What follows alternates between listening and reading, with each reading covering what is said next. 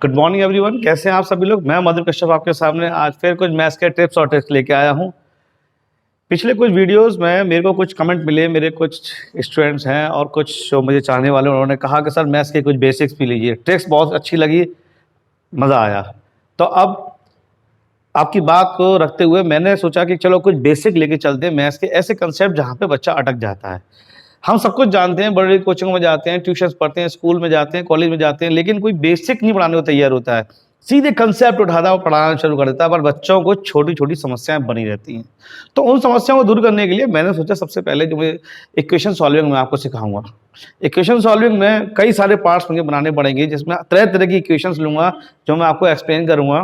तो आज मैंने आपके सामने सिंपल एक इक्वेशन ली है, इसको सॉल्व करके बताऊंगा कि इसको अगर एग्जाम में कभी आ जाए तो कहाँ पे कंफ्यूजन आती है, कहाँ पे मिस्टेक हो जाती है, उन चीज़ों से दूर रहें आप। ठीक है, अपना एक बार में बेस्ट दें। तो सबसे पहले देखिए, ये इक्वेशन लिखिए आपकी 10y + x + 18 10x + y। तो जब इस तरह की इक्वेशन आ जाए जिसके अंदर दो वेरिएबल आ रहे हैं, वेरिएबल क्या होते हैं, जो अल्फाबेट हम यूज करते हैं, यहाँ पे वेरिएबल क्या है, x और y। बहुत ज्यादा मैथमेटिक्स की लैंग्वेज में नहीं जाऊंगा, हल्के फुल्के तरीके से समझाऊंगा। ठीक है, तो इन्हें बोलते हैं x और y वेरिएबल्स हैं। तो जब भी इक्वेशन बनानी हो आपको, तो सबसे पहले आपको क्या करना होता है, x और y को एक तरफ इकट्ठा कर लो। एक तरफ कैसे इकट्ठा करोगे, तो पहले ये समझिए कि ये जो इजिकल टू लगा है, ये इजिकल टू नहीं है, ये एक दीवार है। ये क्या है, एक वॉल है। ठीक है, वॉल के इस तरफ एक घर है, इस तरफ दूसरा घर है। ठीक है, मान लो यहां पे आप रहते हो, यहां पे आपका दोस्त रहता है। अब जब आप अपने घर से दूसरे घर में जाते हो कभी, तो मुझे बताओ कि घर के कपड़े पहन के जाते हो, नहीं जाते हो ना, आप कपड़े चेंज करके जाते हो। और जब कोई दूसरा बंदा आपके घर में आता है तो वो भी बढ़िया से कपड़े पहन के आता है। हम घर में दूसरे कपड़े पहनते हैं और जब दूसरे घर में जाते हैं तो दूसरे कपड़े पहनते हैं। तो यहां पर इनके कपड़े हैं प्लस और माइनस, इनके पास दो ही जोड़े कपड़े हैं, एक प्लस और माइनस। जब भी इधर वाला कोई मेंबर इस वाले घर में जाएगा तो अपने कपड़े चेंज कर लेगा। मतलब अगर प्लस पहना हुआ है तो इधर आके माइनस पहन लेगा, और इधर माइनस पहना हुआ होगा तो इधर आके प्लस पहन लेगा। यानी कि इजिकल टू से जब इधर से उधर वैल्यूज मूव करेंगी तो अपने सिंबल चेंज कर लेगी, प्लस से माइनस हो जाएगा और माइनस से प्लस हो जाएगा। नंबर 1।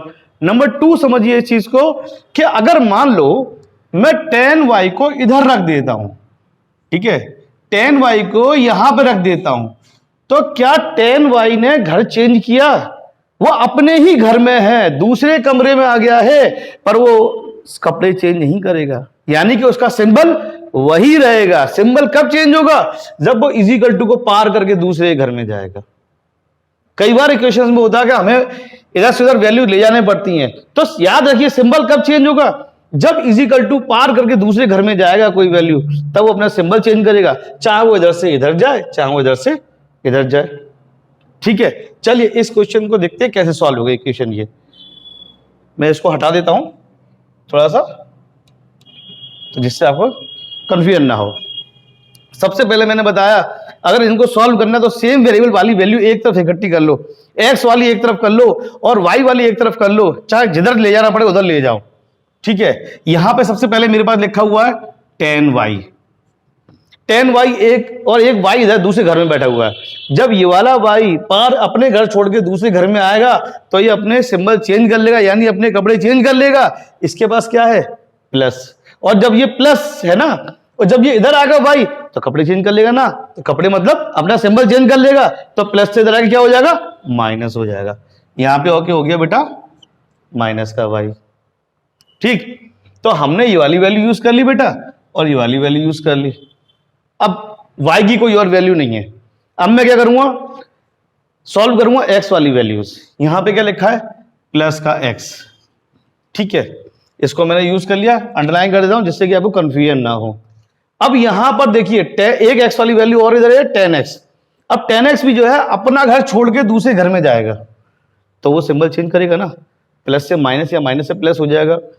तो अब 10x का क्या सिंबल है, 10x का सिंबल यहां पे होगा, बट यहां पे तो कोई सिंबल नहीं है। जहां पर कोई सिंबल नहीं होता वहां पे हमेशा प्लस होता है, ध्यान रखिए।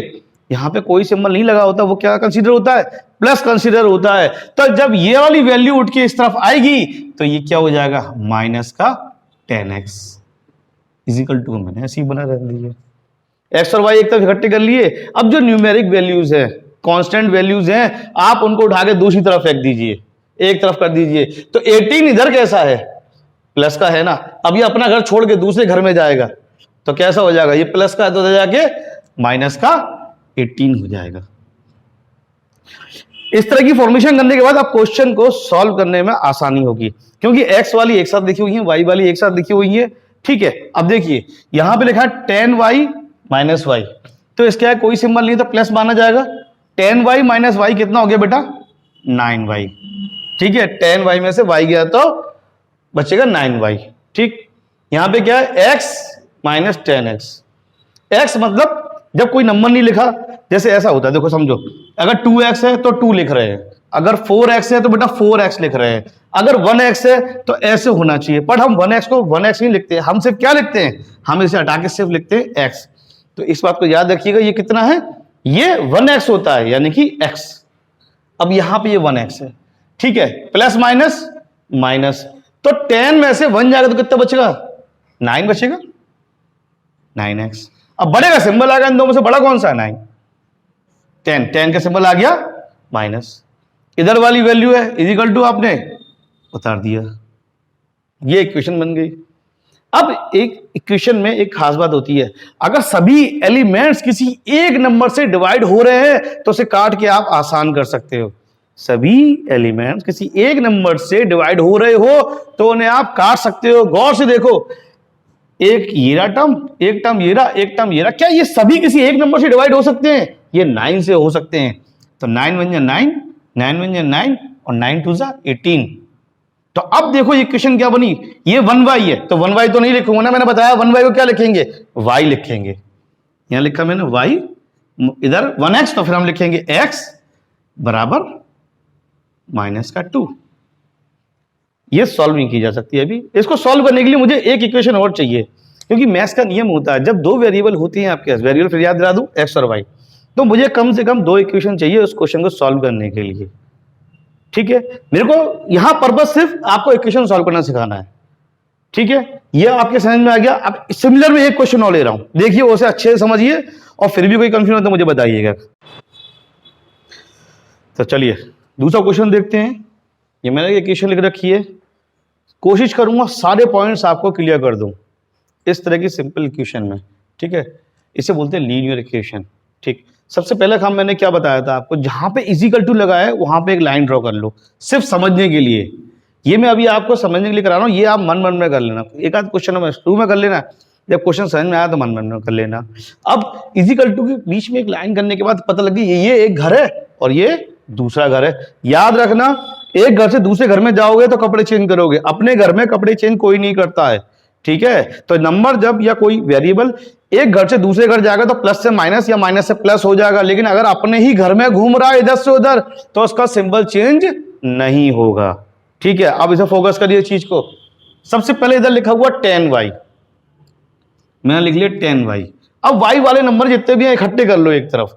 ठीक है, एक 10y ये रहा, एक ये रहा y ये वाली वैल्यू, ये कितना है बेटा 2y। अब गौर से देखो 10y और 2y तो एक ही घर में रहते हैं, इस लाइन के इस तरफ ये तो एक ही घर में है, तो 2y चल के अगर इसके पास आ जाएगा तो क्या इसका सिंबल चेंज होगा, इसका सिंबल चेंज नहीं होगा। तो ऐसी बात हो गई कि अपने घर में आप एक कमरे से दूसरे कमरे में चले गए तो कपड़े चेंज नहीं करोगे ना, इसी तरह इसके सिंबल चेंज नहीं होंगे।